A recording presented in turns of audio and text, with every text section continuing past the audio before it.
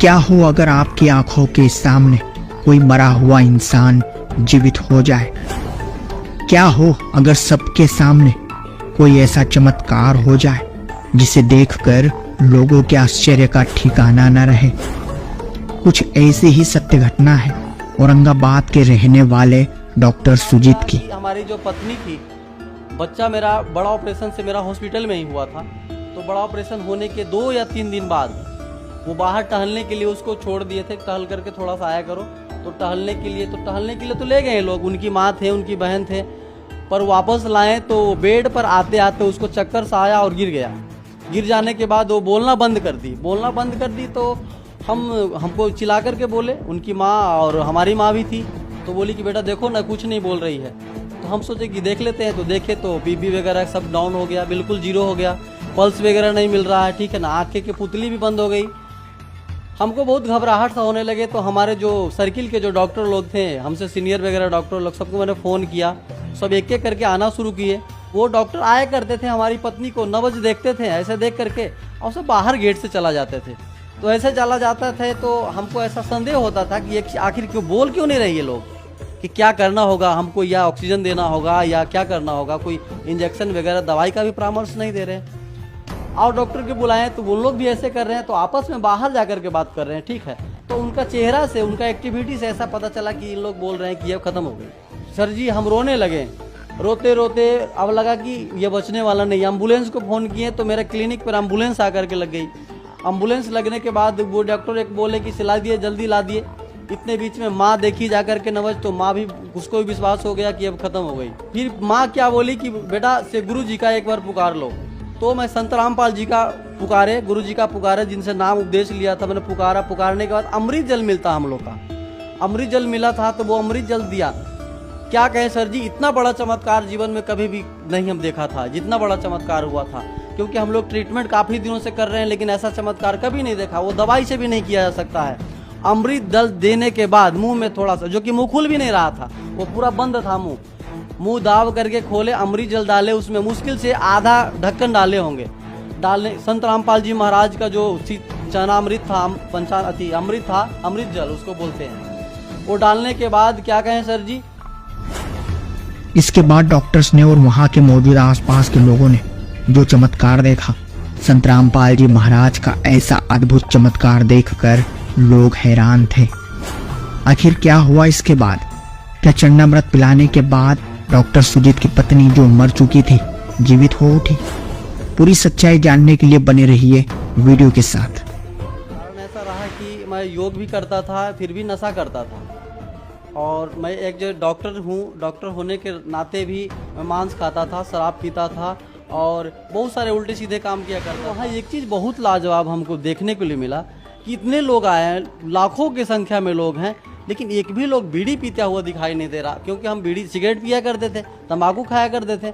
हम तो ढूंढ रहे हैं कहीं सिगरेट मिल जाए, कहीं तंबाकू मिल जाए, लेकिन कहीं धर्मगुरु या सत्संग सुना करते थे पहले, जैसे देवकीनंदन ठाकुर के सत्संग सुना करता था, आपका जय किशोरी के सुना करता था, चित्रलेखा के सुना करता था, आपका हेमलता शास्त्री को सुना करता था, सबके सत्संग सुना करता था टीवी पे, रोज सत्संग सुना करता था। हम ऐसा आदमी थे कि बिना एक दिन सत्संग सुने हुए नहीं रहा करता था। पर उसमें देखा एक खास कारण कि वो तो कहा करते थे कि कन कन में राम, लेकिन वहाँ हम अपनी आंखों से देखे, वहाँ तो सब चीज में राम पुकारा जा रहा है। जल भी दिया जा रहा है तो जल राम, चावल दिया जा रहा है तो चावल राम, रोटी दिया जा रहा है तो फुल्का राम, ऐसे कर करके पुकारा जा रहा है। हमें लगा कि देखो राम तो इस तरह से पुकारा जा रहा है, कनकन में राम तो यहाँ है, हम ढूंढ कहाँ रहे थे, राम तो यहाँ है। तो बच्चा का लगभग 1.5 साल उम्र हो रहा था, वो चल नहीं पाता था, और डॉक्टर बोला था, ऐसे डॉक्टर संदीप कुमार गया में दिखाए थे, तो वो बोला था कि इसको प्लास्टर करेंगे। पैर तो टेढ़ा सा थोड़ा रहा करता था।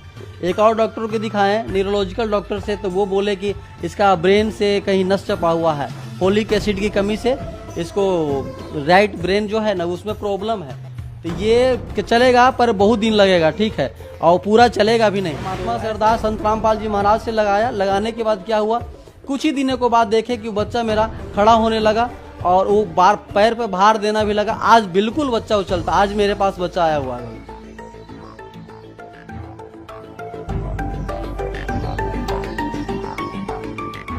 सर नमस्कार सर।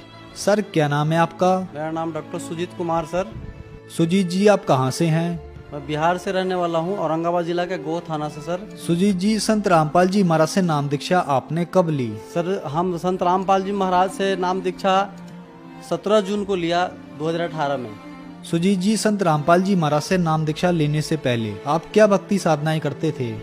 सर ऐसे देवी देवता का पत्थरों को पूजा करते थे और योग वगैरह करने के कारण आर्य समाजी का जो आपका बाबा रामदेव है उनका योगा करते थे, वो भी ओम का मंत्र उच्चारण करने के लिए बोलते थे, वो योग करते समय उसका उच्चारण करते थे। तो फिर क्या कारण बना कि आप संत रामपाल जी महाराज की शरण में आए? देखिए सर, संत रामपाल जी का शिष्य बनने का बहुत बड़ा कारण रहा सर मेरे साथ। कारण ऐसा रहा कि मैं योग भी करता था, फिर भी नशा करता था, और मैं एक जो डॉक्टर हूँ, डॉक्टर होने के नाते भी मैं मांस खाता था, शराब पीता था और बहुत सारे उल्टे सीधे काम किया करता था। और मुझे भक्ति करने के बावजूद भी कुछ न कुछ अंदर से मैंने कुछ न कुछ क्वेश्चन चलते रहता था कि आखिर राहत क्यों नहीं मिल रहा है। घर में कलह होता था, झगड़े होते थे, हम अशब्द बानियाँ बोला करते थे। मुझे ऐसा लगता था कि कोई रास्ता लगता है किसी पृथ्वी पर नहीं है किसी के पास। तो इसी बीच में क्या हुआ कि संत रामपाल जी महाराज का जो शिष्य थे, वो आपको गोह का शिष्य थे, वो मुझे बताया कि आप ये सारी बुराई करते हैं और आप इतने अच्छे आदमी हैं, आप एक डॉक्टर होकर के इतने बुराई करते हैं, तो मुझे ऐसा नहीं लगता है कि आप अच्छे आदमी हैं। तो बोले कि कोई रास्ता है तो बताइए हमको। तो मुझे एक रास्ता बताया, बोले कि आप मेरे साथ चलिए, ठीक है ना, हम एक जगह ले चलेंगे आप। वहाँ जाने के बाद उस दिन प्रकट दिवस, कबीर साहब का प्रकट दिवस था। वहाँ जाने के बाद हम गए, पहले भी हरियाणा में हम जाया करते थे, रहा करते थे, वहाँ दिल्ली में भी कई दिनों रहे, कई सालों रहा। पर वहाँ एक चीज़ बहुत लाजवाब हमको देखने को लिए मिला कि इतने लोग आए हैं, लाखों की संख्या में लोग हैं, लेकिन एक भी लोग बीड़ी पीता हुआ दिखाई नहीं दे रहा। क्योंकि हम बीड़ी सिगरेट पिया करते थे, तंबाकू खाया करते थे, हम तो ढूंढ रहे हैं कहीं सिगरेट मिल जाए, कहीं तंबाकू मिल जाए, लेकिन कहीं नहीं मिला। हमें बहुत परेशानी होने लगा, बहुत परेशानी होने लगा। मुझे लगा कि इतने लोग हैं और ख़ास करके हरियाणा के लोग तो हुक्का पिया करते हैं, ये बीड़ी सिगरेट भी नहीं मिल रहा है, तो कुछ तो बात है जरूर इन लोगों में।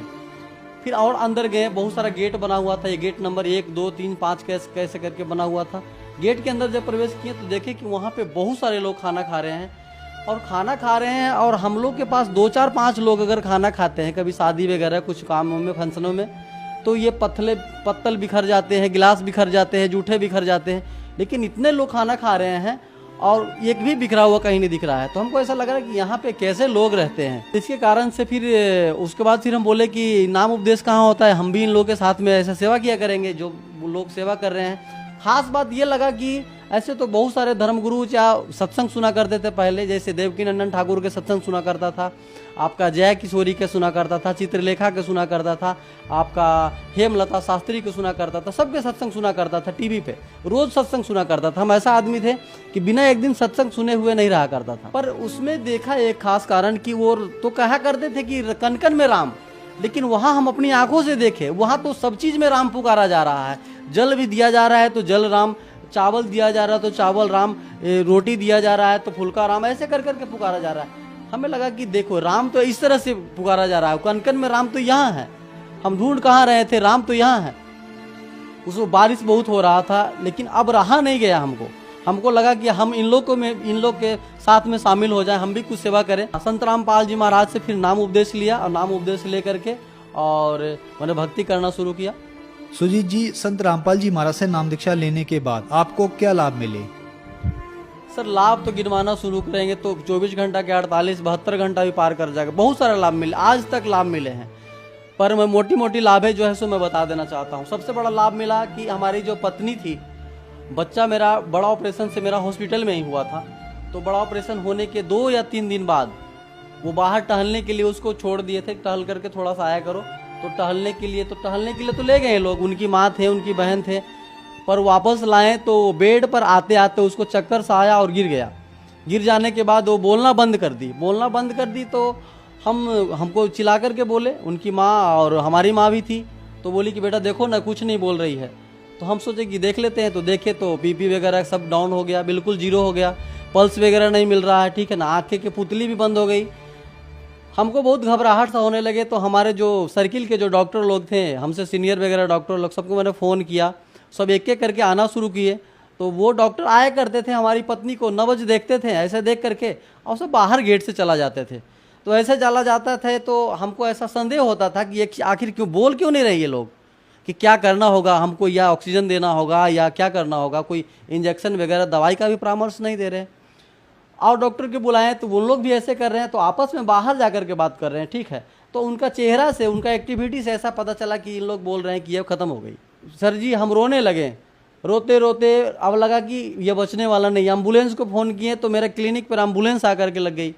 एम्बुलेंस लगने के बाद वो डॉक्टर एक बोले कि सिला दिए, जल्दी ला दिए।